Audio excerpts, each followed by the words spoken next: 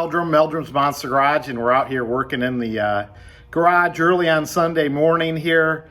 You can see the 396 I'm building in the background there, but that's not what I'm here to talk to you about today. I'm here to talk to you about a lot of changes going on in Meldrum's Monster Garage and give you some words of advice when you finally decide to sell that Chevelle, how to go about it. So this is a tale of two Chevelles, two very different stories. And if you've been watching Meldrum's Monster Garage, you know that we occasionally sell cars, and so we can move on to other projects. And you guys know that I bought a 72 convertible Chevelle and fixed it up all winter long. New top, you know, really went over the engine and whatnot. And I decided to sell that car. And then, as you guys know, I had a 69 Chevelle that I recently sold too. So let's talk about both cars. I'll tell you right now, all Chevelles are super hot right now. I mean, the market is unreal. You're gonna, if you have Chevelles in the garage, might be a good time to sell one because you're gonna bring a lot of money. Unfortunately, when you get back out there looking for another Chevelle, you might pay more money. But we bought both these Chevelles right and took very different approaches to selling both of them. The convertible 72 Chevelle, all original, numbers matching motor, 350, automatic transmission, red in color. You know, you can look at the pictures here. I'll post some as I continue to blab on here. That car was going to be worth some money, and especially after all the work I had put into it. And convertibles, it's a perfect time to sell a convertible right at the start of summer, and the time was right. And if you guys recall, I went to Past and Present Motor Cars back in April, and that was not only to visit them and see what their shop was like, it was about a relationship building exercise. I wanted to see if this was a place that I wanted to deal with in the future, and I thought the best way to market the 72 convertible was through selling it on consignment through Past and Present Motor Cars. And I just want to make sure that these are the people I wanted to deal with. And I met all the salesmen, I met the mechanics, I met the owner of the company. I see my dog, she's sneaking into the shot here, my little beagle Abby. But I got really comfortable with the guys, you know, and I've been mostly dealing with Jack down there, and Abby just went to sleep on the garage floor. I don't know if you can, she's gonna listen to me blab here. But anyway, we had them pick the Chevelle up and ship it down to Florida. And so that was an exciting time. And then they got the car, they shined it up a little more and put it on the market. And really, it only took about 2 weeks for them to sell the car. The car was sold to a gentleman in Boston. He put a deposit on the car. He flew down. He took a test drive in the car. You know, and of course, there's always little bits and things that you got to work on. So they gave Past and Present a checklist to go over. And like I say, this place has mechanics on duty, and I'm sure they'll be able to get through the checklist. It was pretty minor. And even some of you guys that watch my Facebook page even made mention of some of the things that need to get fixed, like that alternator was putting out too much voltage, over 16 volts. It eventually caused the generator light to come on. So they had to get that worked out. It was, and then some other little things, probably the backup lights on the car and just some other little trinkets to get done. But anyway, very happy with the way they treated me. They came back with a counter offer of our initial listing, and it was really close to what I was asking. So that car sold, and super happy about that. And then, if you notice, I put the 69 Chevelle on Facebook Marketplace. Now, this wasn't a high-end car. You know, this was a car that's going to need a lot of restoration. Oh, bless you, Abby. Oh, these actors are so hard to work with, especially the dog ones. But I thought I could sell that on Facebook Marketplace. I was not looking forward to it. The whole reason I dealt with past and present was I didn't want to deal with all the potential lookers, because, oh my God, you get lookers. And I put that car on Facebook Marketplace, and I believe I know how to market a car. I put a video out there. I put a lot of good pictures out there. I told people exactly what they were getting. And I had over 60 responses to my Facebook Marketplace. And I wrote down some of the crazy ones that I was offered. Of course, you get the low bowlers right away. I'll give you $3,000 cash. I'll give you $4,000 cash. I'll give you $5,000 cash. I'll give you $6,000 cash. These were literally the messages that were coming through right away. And even had two that said they'd give me my asking price sight unseen. Guys, don't do that. Go look at these Chevelles.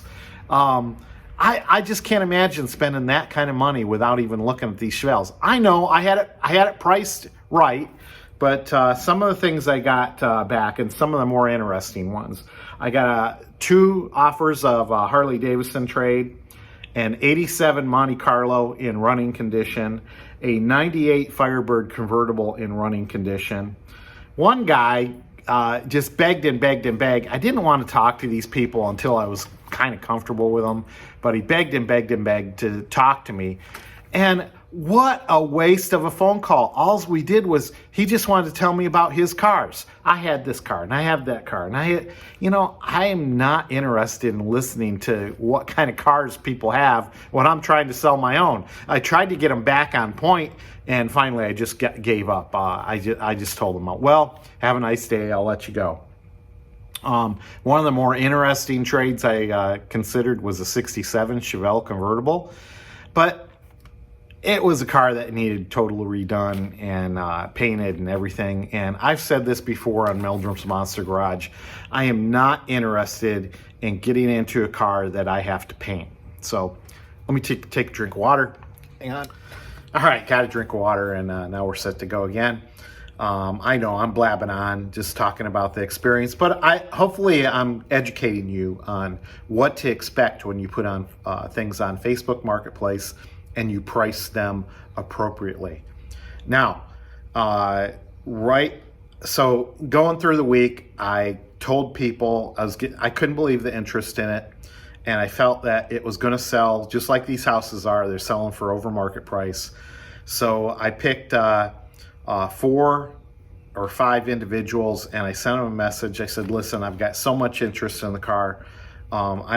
If you want to come over and look at it, be here at this time, and you're going to look at it with other people. You're going to make me an offer. We're going to write it down, and I'm going to give it to the highest person there. Whatever you write down. And of course that I sent that message to quite a few people, and it turned them off right away. So that separated the serious buyers from the wannabes. And also, I know it probably turned people off because I had an asking price, and I didn't even expect to get the asking price, quite honestly. But it is what it is. I decided to do a little auction, and we're going to do a silent auction. We aren't going to bid or anything. We're going to let people write down what their bid was and pick the person I was most comfortable dealing with. So now at the start of this whole deal, the guys from Past and Present said, hey, we're interested in the car, and that's a good price. And I didn't think they were that serious about the car. I just kind of, yeah, it was another comment. I just kind of blew it off. But after we had finished the convertible deal, I started talking to Jack down at Past and Present. He said, listen, my business partner Jeff wants this car. What's it going to take? And I said, listen, I've had several offers. Give me 500 more than what I was asking, and I'll call it yours, and I'll call off the deal on Saturday. So they agreed to that. And listen, I was comfortable. Like I said earlier, I was comfortable with these guys. These are good guys to deal with. I didn't expect them to sell another car to them, but we ended up selling it to them because I was comfortable with them. I had 4 people come to look at this car, and I had no idea who they were.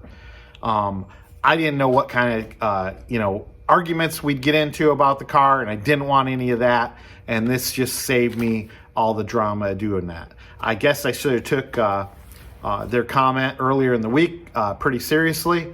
But hey, you never know. People make comments and you're not sure what's going on. So past and present motor cars, they dealt with both these cars, wrote me a check.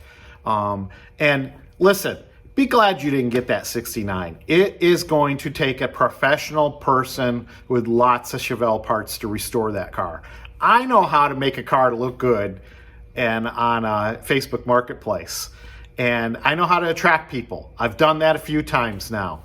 What you're actually getting, it's, yeah, I talk about it and I hype it up and I'm being a car salesman, but there's a lot to do on that car, and you're going to have to be, it's not a car that a novice is going to take on. I've done metal work out in this barn. It turns the barn into a giant mess. As far as dust and grinding and welding, and it's just not a lot of fun, and that's why I didn't want to do it. And I'll tell you guys that didn't get the car, another reason you shouldn't bought it at the last minute. I had a title problem. The number was wrong. Instead of a B for Baltimore, they had an 8 on the title. And this went back to when they transferred the title back in 1979. And if you guys have followed me for a long time, you'll know I had all sorts of issues with a 66 Chevelle that had a wrong number on it. And the car ended up getting inspected and impounded by the State Highway Patrol for 6 weeks. And that was a giant fiasco. I thought, oh my God, here we go again. We're going to have a big fiasco here. But fortunately, I took a picture of the VIN. I took it down to the Bureau of Motor Vehicles, and they recognized that they had made a mistake back in 1979, and they fixed the mistake on the spot, and we got the title taken care of. But hey, that could have gone sideways south or sideways really quick and created all sorts of issues. But the guys down at Past and Present were patient with me, and I got all the titles and stuff in the mail to them. Hopefully they got that on Saturday, and their check should be coming to me on Monday. So that's it. Very happy that it all worked out like this. I apologize if you're one of the people that was interested in the car. The people that wanted to come over on Saturday, they're like, well, what if I give you more money? And by Saturday, we had that car loaded up about 12:30 and on its way to Florida. So here's some pictures of that. So that deal was with Uncle Larry. We got this motor with that deal. We got a bunch of other parts that we'll be selling off on that. So that car is going to continue to give for a little while as far as our pocketbooks go. So what's next for Meldrum's Monster Garage? Well, you're going to see me work on my son and I's 1985 Trans Am. We want to get that back on the road. We are taking the 72 Chevelle convertible to Maryland to show that off. And we've got a couple irons in the fire as far as cars we've looked at in the past and ended up passing. We're going to take another look at some of them, and hopefully we'll get a 66 Chevelle back in Meldrum's Monster Garage. That's kind of the end goal here, trading here, trading there, selling here, and moving up to a 66 Chevelle, which you guys know I really like those. So anyway, that's where we stand in Meldrum's Monster Garage. Thanks for listening. I hope you got some words of advice there on buying and selling a car, whether it's Facebook Marketplace, eBay, or dealing with companies like this. I think my last thing I have not done yet is go sell a car at auction. And who knows, maybe we'll do that in the future. But Mark Meldrum, Meldrum's Monster Garage, see ya.